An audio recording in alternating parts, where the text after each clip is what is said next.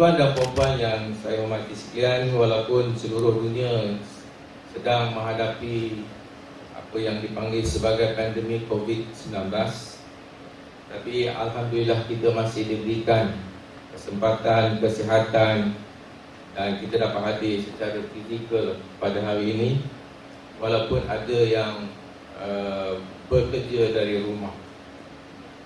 Jadi tuan-tuan dan puan-puan yang saya hormati sekalian, biasalah kita mengingati pesan daripada Kementerian Kesihatan Malaysia bahawa mengamalkan 3S. S yang pertama, jangan berada di tempat yang sempit. S yang kedua, jangan berada di tempat yang susah. Alhamdulillah hari ini kita tak ada susah. Dan S yang ketiga, jangan sembang-sembang cara dekat-dekat. Jadi harap ianya menjadi satu norma baru kita, amalan baru kita untuk mengelakkan daripada pandemik ini, daripada merebak ke institusi kita. Hadirin hadirat yang dihormati sekalian, pada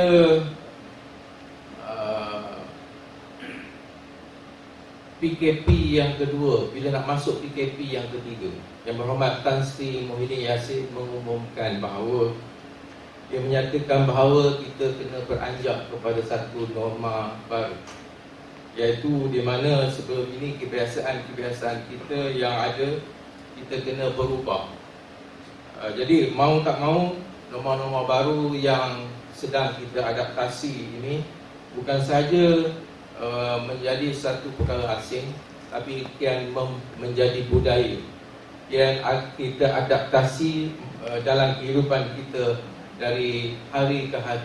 Jadi oleh yang demikian tuan-tuan dan puan-puan, dengan adanya budaya baru ini, kita harapkan IPG Kampus Ipoh akan menjadi satu IPG yang hijau, bersih daripada, bukan saja daripada anasir ataupun pandemik COVID, tapi apa juga elemen-elemen yang negatif.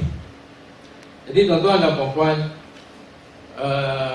apabila berlakunya pandemik ini, nampaknya kita, satu daripadanya, kita telah berubah daripada budaya sebelum ini, iaitu budaya bertemu secara fizikal, telah berubah kepada pertemuan secara virtual. Bahkan pada sebelum PKP, kita telah melaksanakan hampir 70%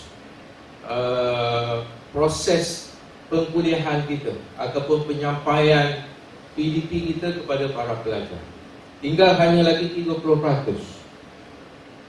Namun demikian, apabila berlaku sahaja PKP, maka kita terpaksa mengubah daripada sebelum ini dengan pertemuan fizikal kepada pertemuan yang virtual. Kita dapat dengan jayanya menyelesaikan 30% lagi.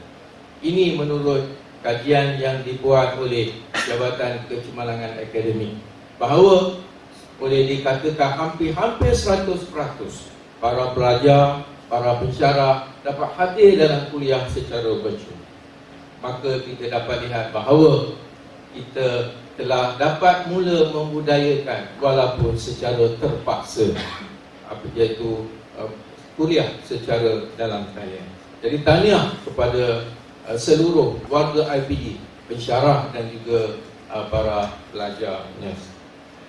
Jadi tuan-tuan dan puan-puan, sedikit saya nak sentuh bahawa selama tempoh kita ber-PKP dan selama tempoh kita berkuliah, jadi kita telah mengenal pasti beberapa kelemahan-kelemahan, beberapa saranan-saranan untuk kita buat penambahbaikan. Kerana apa yang kita lihat di sini, kita kena lihat kelemahan dan apa yang perlu kita tambah baik. Kerana kemungkinan nanti ia akan menjadi budaya baru. Maksudnya dengan ada pertemuan secara virtual ini, bukan budaya yang sementara, bukan solution yang sementara, tetapi kemungkinan ia menjadi alternatif baru dalam pelaksanaan kuliah.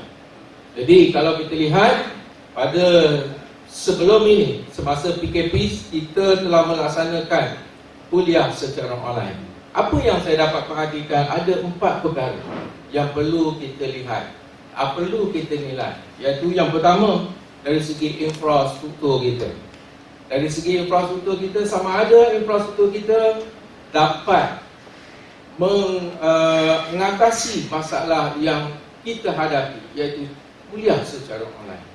Dari segi aspek infrastruktur di organisasi kita, infrastruktur di rumah kita, di rumah pensyarah, dan infrastruktur di rumah pelajar.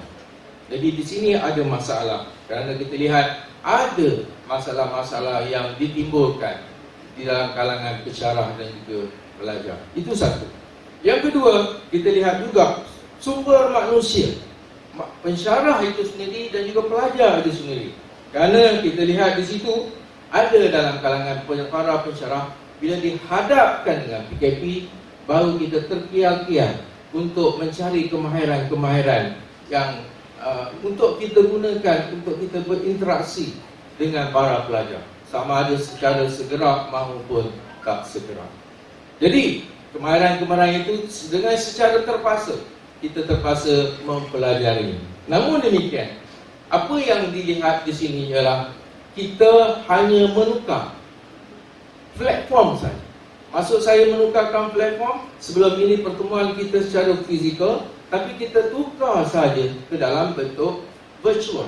Namun demikian, kemahiran seperti e-moderator, e-facilitator, kita tak dapat, kita belum kenal, kita belum menguasai.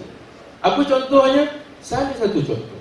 Katakan dalam grup WhatsApp, kalau tuan-tuan menggunakan grup WhatsApp sebagai platform, bila kita mengemukakan soalan, tuan-tuan dapat tak, ataupun dapat tak mengesan, ataupun perasan tak, hanya ada 2-3 orang sahaja yang respon, yang lain senyap sahaja.